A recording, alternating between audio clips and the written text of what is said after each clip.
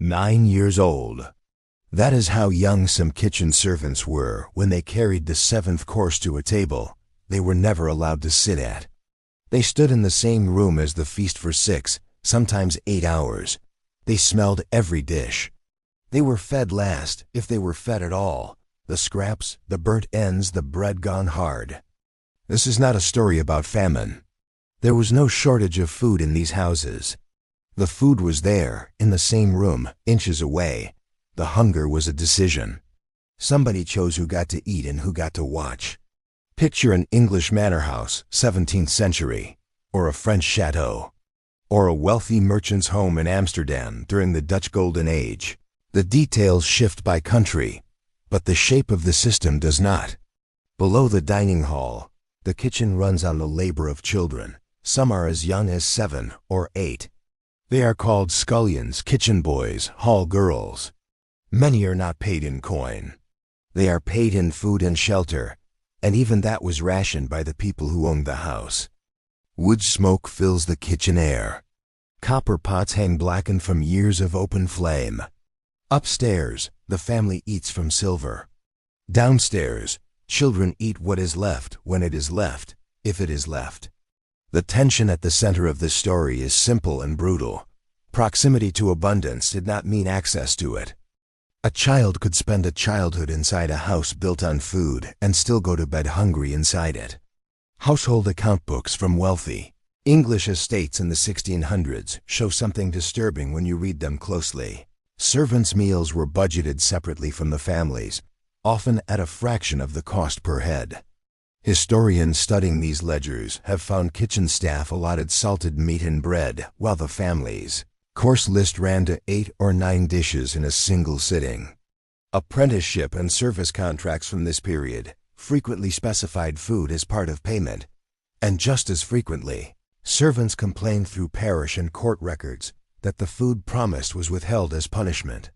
A servant who broke a plate, spoke out of turn, or worked too slowly could lose a meal entirely.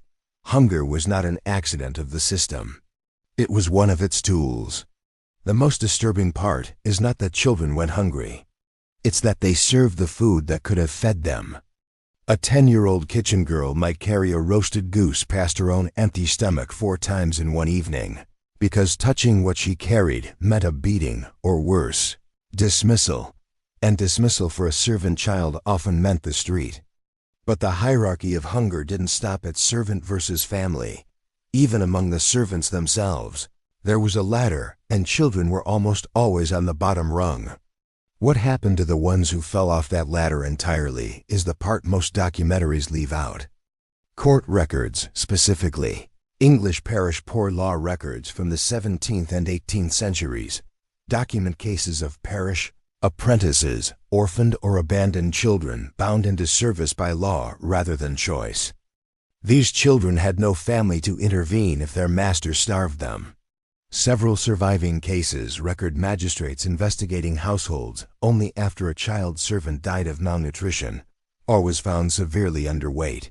Cases pursued not out of routine oversight, but because a neighbor or fellow servant reported it.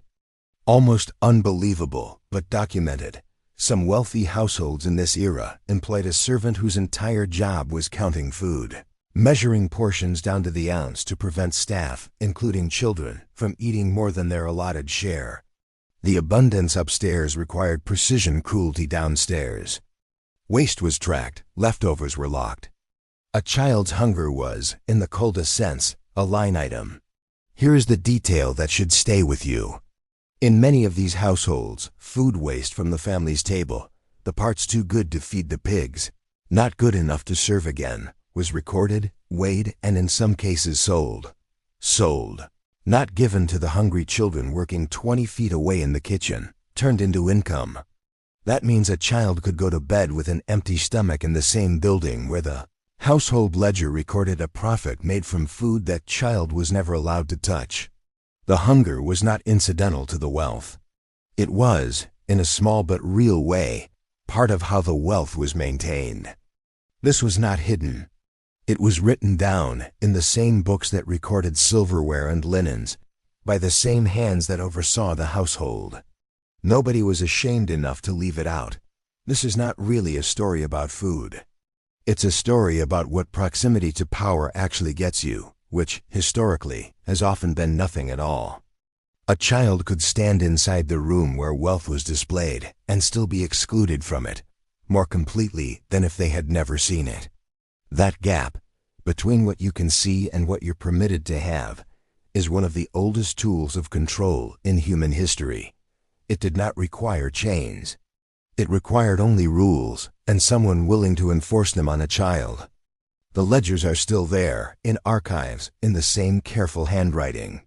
Somewhere in them is the exact number of ounces one child was allowed to eat in a day, recorded right next to the cost of the family's wine. If you want more history they buried, subscribe. New video every day.